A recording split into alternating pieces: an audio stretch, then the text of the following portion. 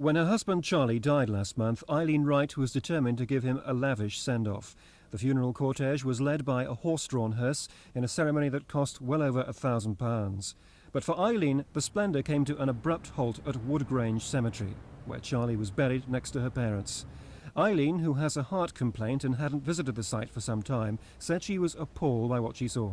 All the broken graves and the way the graves were all disarrayed, and blackberry bushes growing that you couldn't walk near the grave to bury him even. So you had to clear those? We had to clear all the brambles away, yes. He was a good man, I loved him, and he was my king. He really was. And I think he deserves a better resting place than this. It isn't the first time there have been complaints about Woodgrange. 8 years ago, Newham Council took out an injunction to stop the previous owners bulldozing part of the site. There have been complaints of mass graves, bodies buried on top of each other, but the current owners, who took over 2 years ago, say they put a stop to that.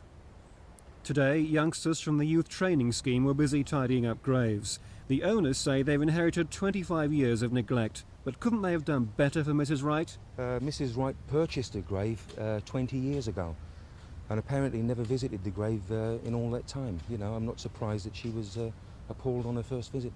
So are you saying she's only herself to blame for not actually taking care of the grave? Partly. I mean, the people that hold the right of burial to the deeds are responsible to clear their own graves, you see. You're charging her £500 to have the body exhumed. Now, considering all the distress she's gone through, isn't that an excessive amount of money? It's no different than what we would charge anybody else.